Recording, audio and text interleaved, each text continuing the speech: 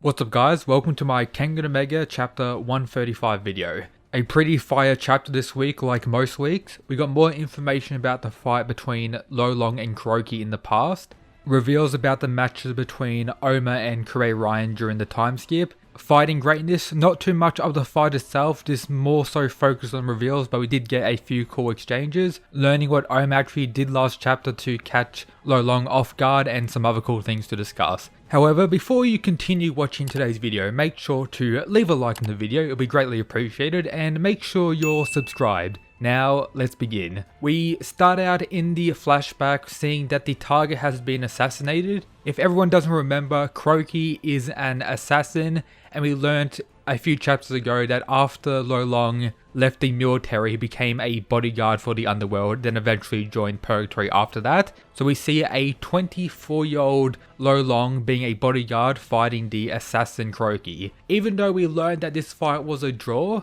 the target of Kuroki was assassinated, meaning he pretty much won this bout in the long run. But we see Lolong saying the following: "You're the toughest challenge I've ever faced in my life. You better not back down." So due to his whole boredom thing, not having anyone strong to fight in his whole life, he wanted to continue this fight. But Kuroki isn't really about that. He says, "Don't be so hasty, now is not the time. Keep on training until the day we cross fists again."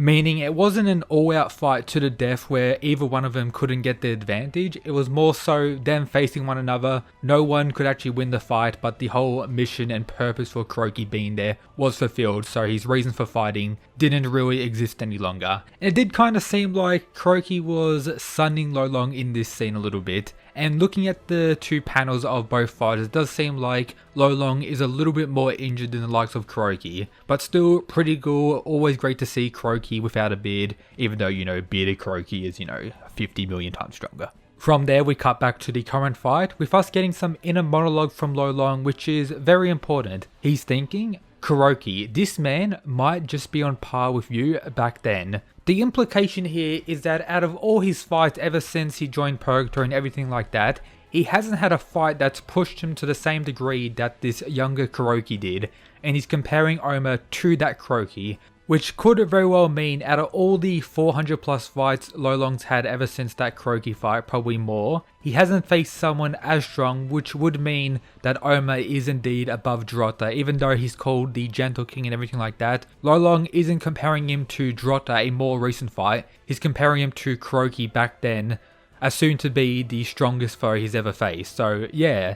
When you first look at this statement, it does seem like Lolong is kind of shitting on Oma, comparing him to past Kuroki, even though the Kuroki in the Annihilation Tournament was most likely a lot stronger than the flashback Kuroki against Lolong, so he's comparing him to a weaker Kuroki compared to the one Oma actually faced. But the thing is, Lolong doesn't know how strong the current Kuroki is, and that's just the toughest opponent he's ever had, so that's the only comparison he can make to someone like Oma. We see Jerry and Saika hyping up Lolong a little bit, and then we get some very interesting stuff from Oma, which kind of went over my head in my initial reaction to the chapter. So they're talking about, "So you're not letting me follow up?" This is actually Oma speaking, not Lolong speaking. He says, "You're absolutely one of the top 5 opponents I've fought so far. Guess it's a big world out there."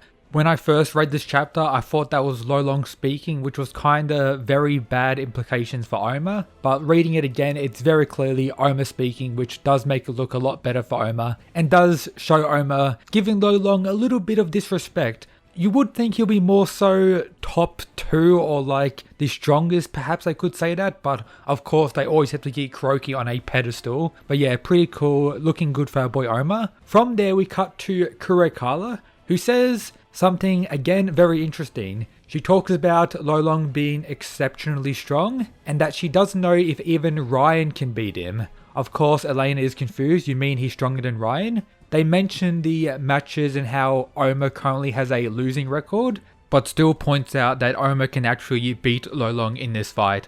Also revealing that Lolong has a cleaner execution of techniques compared to Kure Ryan. But then we get more information about the actual matches between Ryan and Oma. "You're right, Elena. Oma has a losing record against Ryan. They started fighting a little over a year ago, and Oma hasn't pulled ahead on Ryan once, so it's just been Ryan beating on Oma for the majority. Then we get some of Oma record reveals over the year. The first month he had 6 wins and 24 losses, then 8 wins and 20 losses, 11 wins and 17 losses. Then in the most recent month prior to this whole time and everything like that, it was 14 wins and 16 losses, showing how much Oma actually improved over the time skip and how much stronger career Ryan was at the end of Ashura compared to Oma and Ashura as well, for context. But yeah, Oma's able to improve drastically, so much so that Carla is kinda implying he's surpassed right now, or at very least he's fully on par with him. But yeah, it's pretty safe to say they're on par with one another, and we're going to see what Ryan's truly capable of in his Edward Wu fight. We finally have Koga revealing to us what Oma did last chapter to land a strike on Lolong, and for the first time in a while, I actually got a prediction right. Oma used the advance for a split second to get the required increase to land the blow or at least catch Lolong off guard, which is pretty cool, showing Oma's increased mastery over the advance. And in later panels in the chapter, we do see when he's using it again that it isn't max output advance, it's a lower output as you see with the eyes, but still pretty cool. And yeah, Oma do be quite beastly, overcoming the limitations of using the advance in this fight. Of course, he can't have the accuracy in close quarters, overcomes that by using it for a split second to just get the required increase. And we see him kinda beating on Lolong here, showing that using this new advanced technique does show that he is at the slight advantage over Lolong in this whole close quarters combat thing.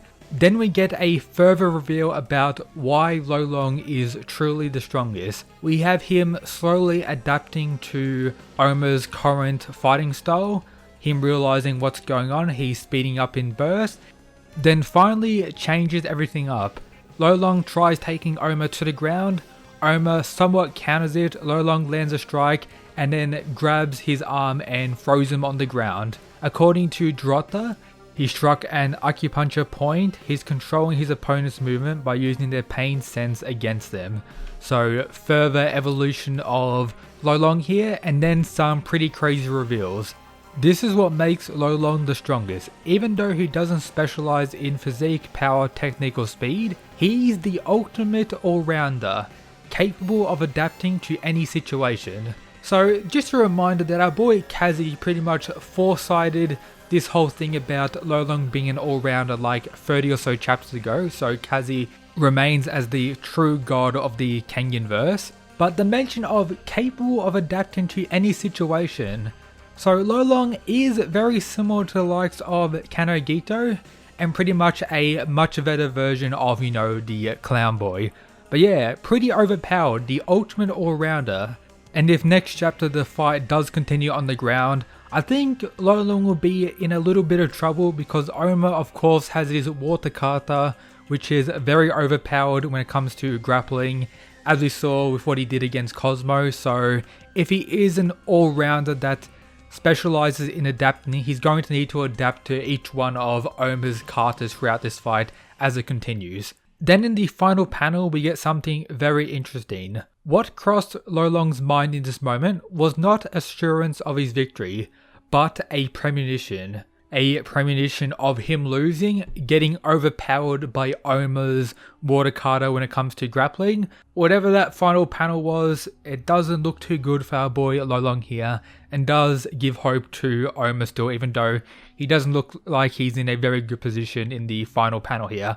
But as a whole, I would say Oma was doing better for the majority of this chapter, even though the ending portion was more so on Lolong's side. I'm just glad he finally switched things up.